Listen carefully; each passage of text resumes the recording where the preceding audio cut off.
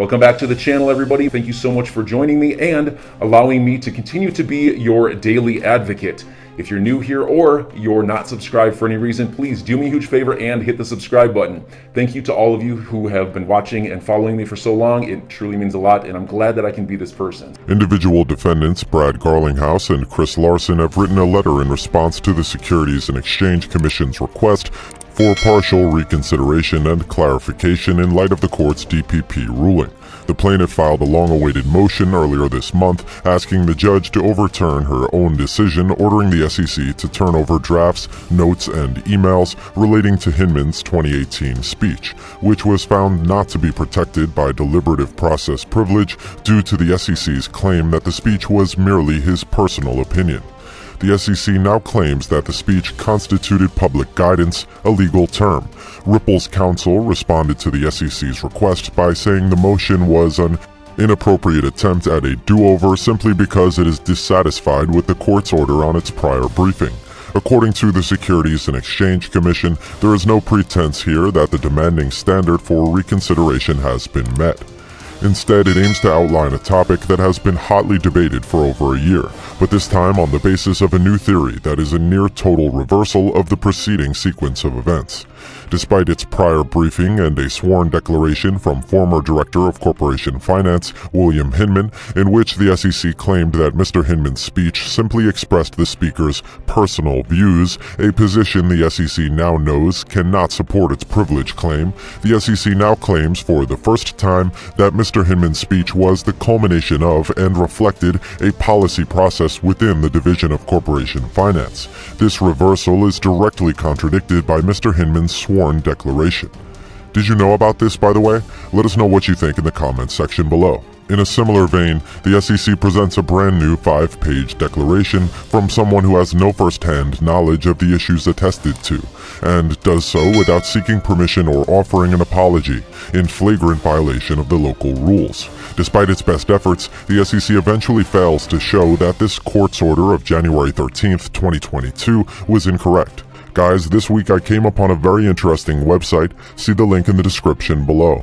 It's called Stable Pool, and everyone who registers on their website until October 31st will receive up to $50 in crypto. It's a new platform, but during the first week, they received more than $80 million of investments. They also have a partnership with a Japanese exchange called TaoTaoX.com.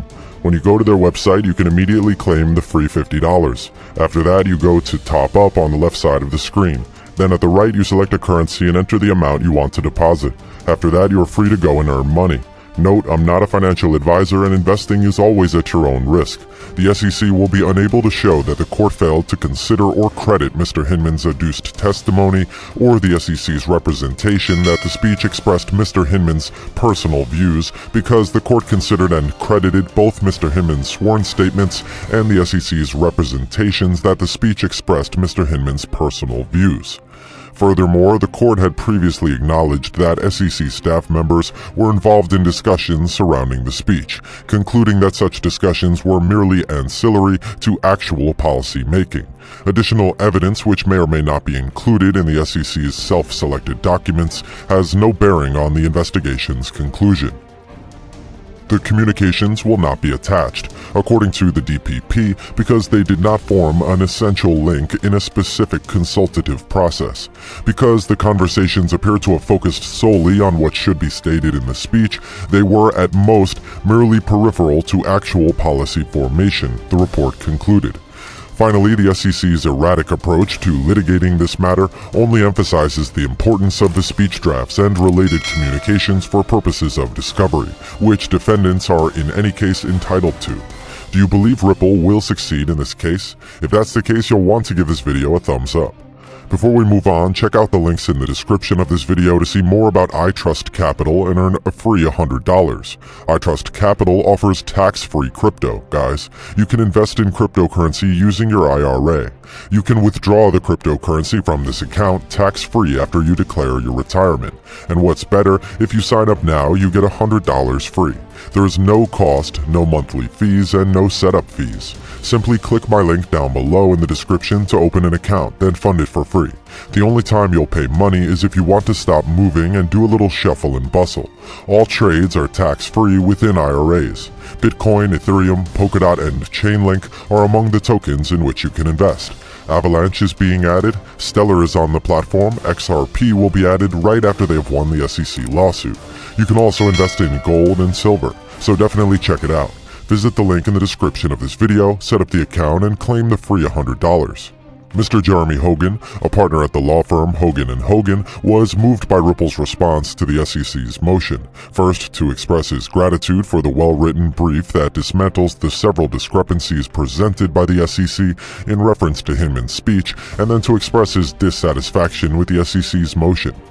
Wow, Ripple surprised me by coming out with a bang, and this brief did not disappoint. This is without a doubt the most hard-hitting brief in the case so far. I don't think the judge will be able to help the SEC get out of this tangled web. Ripple lawyers are professional and very observant in explaining that if the court were to accept the SEC's new theory regarding the speech, then the court would be forced to accept that Hinman lied under oath, according to Deaton. The fact that the mediation will be held by Judge Sarah Netburn, who has seen all the documents in camera, could work in Ripple's favor if the case goes to mediation. She knows exactly what's in the emails, etc., and if I'm right, the SEC is the problem child here. That could make all the difference. A good mediator can sometimes perform miracles. According to his comments, his best guess is that a settlement will be reached in April or May, which will be beneficial to the XRP community. After that, whatever happens will determine how things turn out. Ripple, XRP holders, and the entire crypto community will be keeping a close eye on the proceedings in anticipation of a decision by Magistrate Judge Sarah Netburn on the SEC's petition for reconsideration. As a result, the attorney appears to be optimistic about the outcome of that decision, as well as the future verdict on the Estabrook notes, based on his tweets detailing his predictions. I believe the court will deny the SEC's motion for reconsideration, as well as the judge's decision that the 63 Hinman speech emails must be made public. As a result, I expect the Estabrook notes relevant to the meeting with Roisman to be handed over as well, John Deaton wrote in a tweet. Third parties such as officials from Consensus and the VC Working Group were among those most likely to have taken notes during their meetings with the Ethereum Foundation, according to Joseph Lubin's statements in January. This plethora of evidence has the potential to tip the scales in favor of the defendants in the long run. Deaton also claimed that a complete victory is within reach, and that the filing of this motion could be crucial in bringing the SEC to the negotiating table and putting an end to the XRP dispute. Deaton is one of the co-founders of the Ripple cryptocurrency exchange. Gary Gensler has been told that Ripple has a good chance of winning. This emphasizes the importance of Judge Netburn's reconsideration decision. The SEC will only come to the table, if at all, if and when it is forced to turn over the 63 Hinman speech emails and possibly other notes. A settlement could be reached as early as April or May, according to Jeremy Hogan, a partner at the Hogan & Hogan law firm in Orlando, Florida, who has a positive attitude towards Ripple's cryptocurrency community.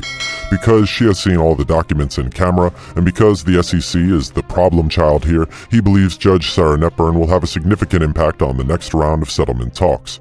On rare occasions, a good mediator can perform miracles. In addition, a recent document shared on Twitter by attorney Jeremy Hogan suggested that Ripple's SEC case would be resolved before November 18, 2022. According to the document, the blockchain company requested that the start date of its pending class action be pushed back from August 26, 2022 to November 18, 2022.